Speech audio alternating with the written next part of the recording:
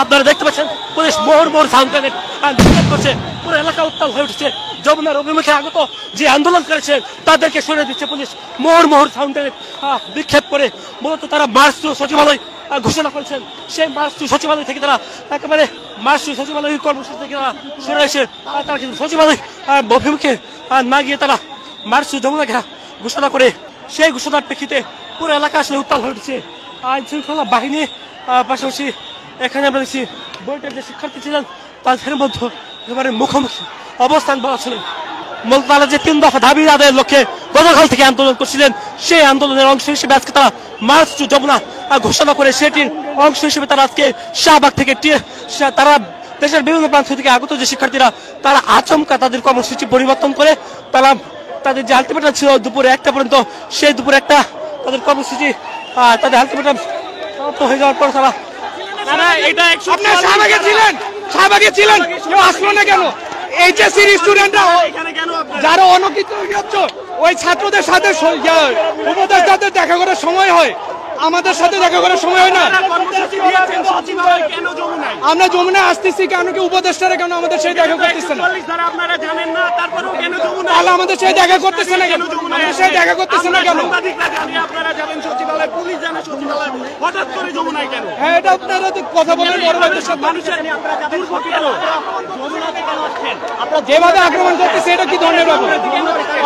ওরা শিক্ষার্থীরা ধীরে ধীরে আবারও এগিয়ে চলছে, পুলিশকে ভুয়া ভুয়া স্লোগান দিয়ে তারা ধীরে ধীরে এগিয়ে চলছে। তারা ঘোষণা করেছেন মার্চ টু সচিবালয়, তবে তারা তাদের দাবি পূরণ না হওয়ার দাবি তুলে অভিযোগ তুলে তারা সচিবালয় থেকে তারা একেবারে যমুনার অভিমুখে তারা রওনা হয়েছেন। এবং এই যে পদযাত্রার মধ্যে আমরা দেখছি পুলিশ সাউন্ড গ্রেনেড নিক্ষেপ করে তাদেরকে সরিয়ে দিতে পারেন এবং তারপরেও আমরা দেখছি বেশ কয়েকজন আন্দোলনকারী তারা আবারও প্রবেশ করার চেষ্টা করছে। আন্দোলনকারী পুলিশ একেবারে মুখোমুখি অবস্থা আপনারা দেখতে পাচ্ছেন।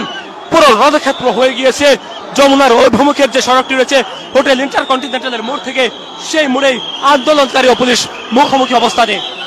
পুলিশকে ধাক্কা দিয়ে সরিয়ে দিয়ে আন্দোলনকারীরা পুলিশ লাঠিচার্জ করে এদেরকে সরিয়ে দিচ্ছেন। মূলত আন্দোলনকারী যারা ছিল তারা পুলিশকে লক্ষ্য করে ইট পাটকেল নিক্ষেপ করছিল।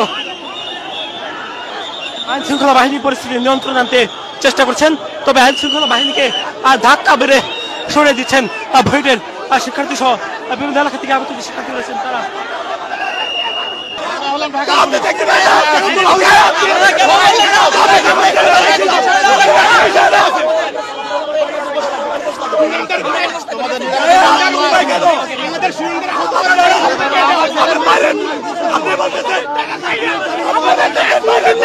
আমাদেরকে গুলি করতেছ, আমাদের করে চলো, আমাদের করে চলো, সংসার চলে। লাঠি মারছে পুলিশ, পুলিশ হাতে লাঠি মারবে কেন? হাতে লাঠি মারবে কেন? হাতে লাঠি মারবে কেন? গায়ে হাত তুলবে কেন? গায়ে হাত তুলবে কেন? আমরা বসে গেছিলাম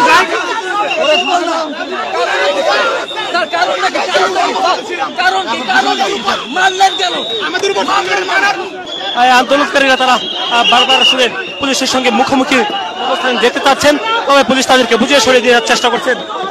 আমরা দেখছি এখানে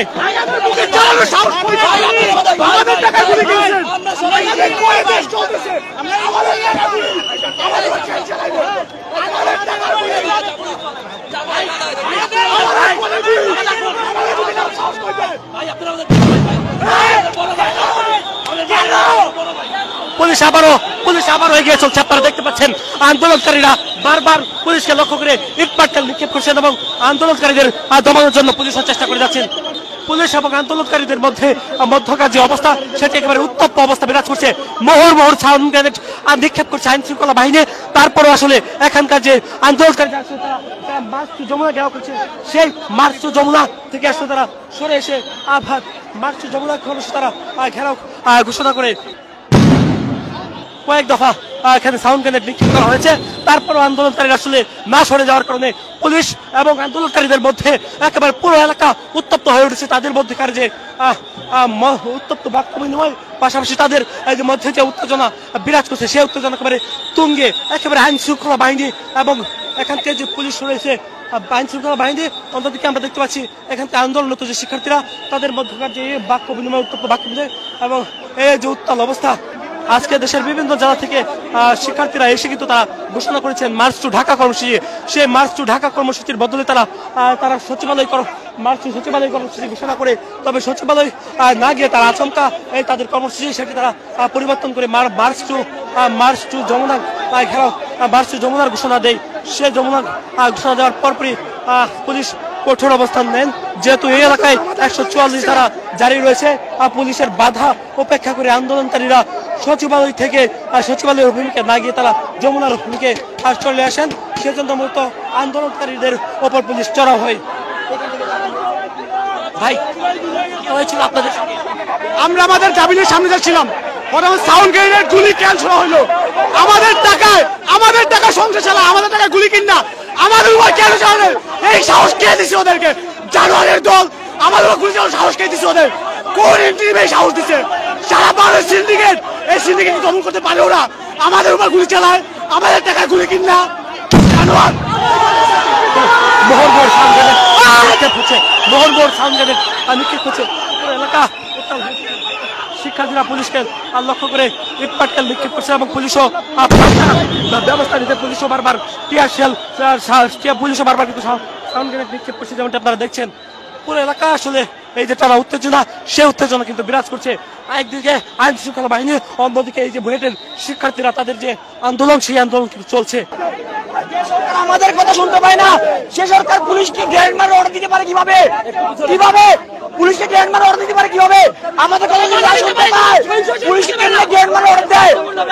আমরা তাদের আগে মারিও নাই, আমরা তাদের কিছু করি নাই, তারা ফার্স্টে গ্রেনেড মারছে। এটা কেমন কথা? আমরা যদি এখানে মারতাম তাহলে আপনারা করতে পারতেন, বাট ওরা আগে গ্রেনেড ছুড়ছে। তারা